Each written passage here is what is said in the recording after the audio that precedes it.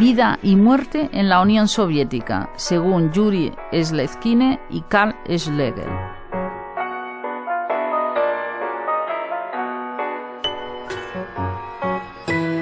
Dos espléndidos libros que se adentran en la vida soviética, narrada y descrita históricamente en ocasiones como una contravida, entre la sobrevivencia más azarosa y la muerte más cotidiana y asumida como inevitable, han aparecido casi simultáneamente en nuestro país. Por un lado, La Casa Eterna, del ruso-americano Yuri Slezkine, aparecida en Editorial Acantilado con una traducción de Miguel Temprano. Y por otro lado, El siglo soviético, publicado por Galaxia Gutenberg, traducido por Ferran Esteve, del gran historiador alemán Karl Schlegel, autor de otro magnífico volumen anterior, Terror y Utopía. El siglo de Platónov y Kafka, dice la escritora rusa María Stepanova en su espléndido libro Memory of Memory, un fabuloso contenedor, mezcla de diario de viajes por su país, de lecturas y de reflexiones sobre un pasado doloroso familiar, bordeando sin cesar los márgenes de la gran historia.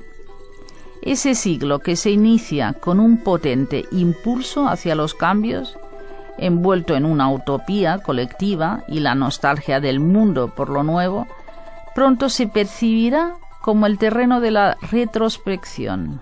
Una retrospección, como dice esta gran poeta, narradora y ensayista actual, María Stepanova, y una literatura que no ha cesado jamás a lo largo del siglo pasado y parte del actual en curso de dejar atrapadas a varias generaciones de brillantes escritores, estudiosos y sovietólogos en general. Ese es el caso del autor de la monumental y admirable saga de la Revolución Rusa, titulada La Casa Eterna, Yuri Slezkine. Estudiantes eternos, llamará en su libro este reputado profesor de historia rusa de la Universidad de Berkeley, en California, nacido en Rusia, a los primeros revolucionarios. Muchos de ellos, como es el caso de Stepanova y él mismo, provenían de familias judías. En el caso de Stepanova, fundadora de la revista independiente Open Space, una especie de New York Review of Books ruso, y muchos de su generación, sus antepasados vivirían algunos de los más trágicos momentos del pasado. La Revolución Rusa, el sitio de Leningrado y la tristemente célebre purga antisemita urdida por Stalin antes de morir, llamada El complot de los médicos judíos. Autora de otro espléndido libro, The Voice Over, compuesto por poemas y excelentes ensayos, como uno dedicado a Marina Tsvetaeva, la altura literaria de Stepanova la acerca a grandes autoras como la polaca Olga Tokarczuk y la bielorrusa Svetlana Alexievich, ambas premios Nobel de Literatura. No deja de llamar la atención que los autores que firmaran las grandes sagas rusas más conocidas de la segunda mitad del siglo XX, Vida y Destino, de Vasily Grossman, y la igualmente magnífica y monumental Una saga moscovita, de Vasily Aksionov, tengan raíces judías como estos dos valores actuales citados. Por un lado, una escritora en lengua rusa, y por otro lado, un ruso-americano como Slezkine. Todos ellos se convertirán en una mezcla de memorialistas e historiadores de mil tramas familiares y colectivas de lo íntimo y cotidiano, aportando para ello, en el caso de los actuales citados, fotos, documentos, correspondencias y un sinfín de minuciosos detalles y avatares, así como cientos de personajes anónimos o no. Por otro lado, no hay que olvidar que Aksionov es hijo de una de las más importantes cronistas del Gulag, Evgenia Ginzburg, lamentablemente muchas veces olvidada, pero autora de un gran e impresionante clásico, El Vértigo, publicado por Galaxia Gutenberg.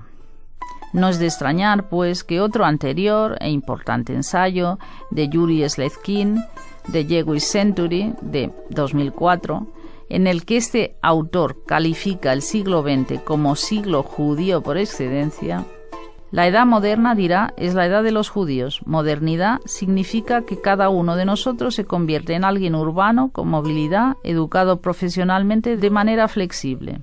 No es de extrañar, pues, que bucee, entre otras cuestiones, en este indudable protagonismo de la intelectualidad rusa de orígenes judíos. El tema y el soberbio hilo que traza Sletkin para llevar a cabo su torrencial relato es de una fascinante originalidad, unida a un asombroso y deslumbrante estudio pormenorizado de lo que fue la Revolución Rusa, expuesta en sus más mínimas entretelas, tanto ideológicas y mesiánicas como cotidianas y culturales. Para exponer el pavoroso fracaso y caída del Homo Sovieticus, las vidas masacradas y el exterminio frío y programado de poblaciones enteras designadas como enemigos del pueblo, Yuri Sletkin escoge un edificio y sus correspondientes apartamentos, una especie de falansterio revolucionario a lo Charles Fourier, una colmena que albergó a la primera hornada de la élite bolchevique, es decir, la llamada nomenclatura. Desde la Revolución de 1917, el nuevo poder político emprendió una concienzuda destrucción del mundo antiguo y se embarcó en la gloriosa y mística construcción del socialismo, ya fuera a través de una feroz dictadura del proletariado, sobrevenida tras alzarse los bolcheviques victoriosos en la guerra civil, ya fuera con los célebres planes quinquenales, con la purga o sacrificio de los viejos bolcheviques a finales de los años 30, o con la valerosa implicación de los hijos sobrevivientes de las purgas en la guerra patria contra el invasor alemán, hasta llegar al declive del bolchevismo como fe milenarista. Una fe y profecías que, según este autor, Sletkin, los había iluminado a todos ardientemente, como una secta, desde el principio. El ascetismo prerevolucionario pronto cedería paso a un gusto innegable por el confort material. Mientras el hambre arrasaba los campos soviéticos, la nueva élite no dudaba en reclamar dachas, curas de salud en Crimea y sus cuotas de caviar. El edificio en cuestión, protagonista del inmenso y multitentacular tapiz de Sletkin, se llamaría de forma sumamente elocuente Casa del Gobierno. Sería construida delante del Kremlin, al otro lado del río Moscova. Un condominio perequiano de 505 apartamentos perfectamente amueblados que conformaría un modelo de organización comunista de la vida cotidiana. A los altos jerarcas y a sus familias se les ofrecerían todos los servicios imaginables: un banco, una biblioteca, un teatro, una pista de tenis, una oficina de correos. Las familias no se someten a la deconstrucción postzarista, sino que no se diferenciarán de ninguna familia burguesa. Los niños mimados de la nomenclatura jamás se tratarán con los niños pobres que viven miserablemente en los alrededores y, muy al contrario, tendrán institutrices alemanas que les enseñarán la lengua y buenas maneras. El mundo soviético duró, desgraciadamente, un siglo. Alrededor del terror y la falta de libertad se creó una cultura o civilización sui generis. No solo fue un sistema político, sino también un modo de vida con su propio desarrollo, su madurez, su decadencia y disolución. Las costumbres cambiaron, los planes de vida, las fronteras, la guerra, también la Guerra Fría. Se despoblaron zonas y se repoblaron otras. Se sucedieron persecuciones, diásporas, exilios y el hambre como una forma barata de ejecución, al tiempo que se producía la adaptación a las exigencias del régimen de artistas, escritores, músicos, arquitectos y demás creadores. Un siglo de vidas robadas, sin esperanza, perdidas y masacradas en nombre de una de tantas revoluciones fracasadas. La URSS fue el último imperio plurinacional de Europa. Un siglo oscuro y tétrico que abarcó desde comienzos de la centuria hasta su última década. No fue igual de sanguinario en todas las décadas, pero la huella de destrucción del individuo persistió.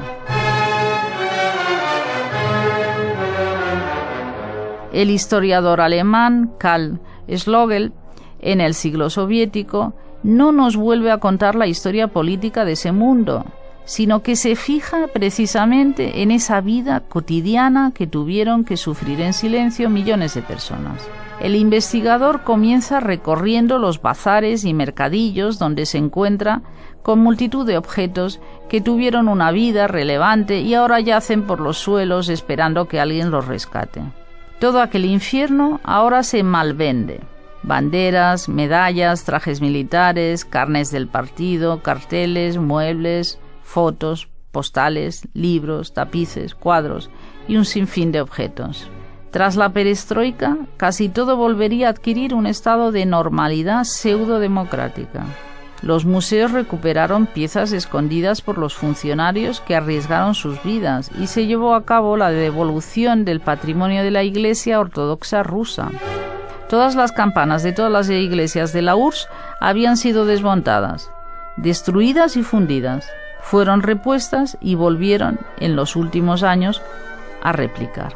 Y si los soviets hicieron una relectura de la historia, la perestroika tuvo que volver a llevar a cabo el reconocimiento de los gulags, las fosas comunes, el maltrato de gentes inocentes y, en definitiva, el asesinato en masa de millones de personas. Una vez más se volvieron a destruir y construir nuevos mitos. Para renombrarlo todo, al Estado se le ocurrió publicar la gran enciclopedia soviética. En la misma se decía que serviría para educar y emancipar a las masas. Toda la élite soviética trabajó en ella. Muchos redactores de la misma fueron purgados. De Trotsky solo se decía que había sido asesinado por uno de los suyos.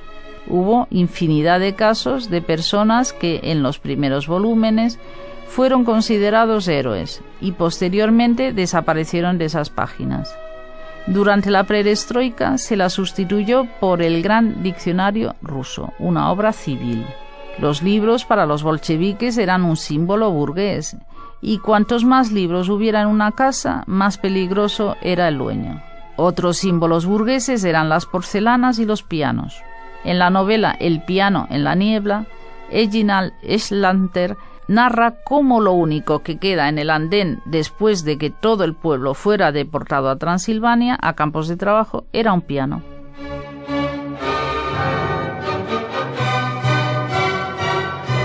Schlögl, en su gigantesco volumen, se refiere minuciosamente a todo tipo de detalles. A la limpieza de los espacios públicos, al perfume soviético llamado Moscú Rojo, al libro de cocina de Stalin publicado en 1939, a los mataderos, al Báltico como santuario natural o a las dachas, especialmente a las de Peredelkino, levantadas en 1933 a propuesta de Gorky, Stalin y la Unión de Escritores. Hoy, algunas de estas casas, en principio de descanso, como la del premio Nobel Pasternak, está convertida en casa-museo. Hoy todo parece haber sido un mal sueño. Un turismo indiferente de vacaciones visita los lugares tenebrosos como los gulags de Kolyma o Slovky. Lo mismo que sucede con los campos de concentración nazis. A la entrada de estos últimos ponía: el trabajo os hará libres. En los soviéticos, por su parte, se señalaba: conduzcamos al ser humano con puño de hierro hacia su felicidad.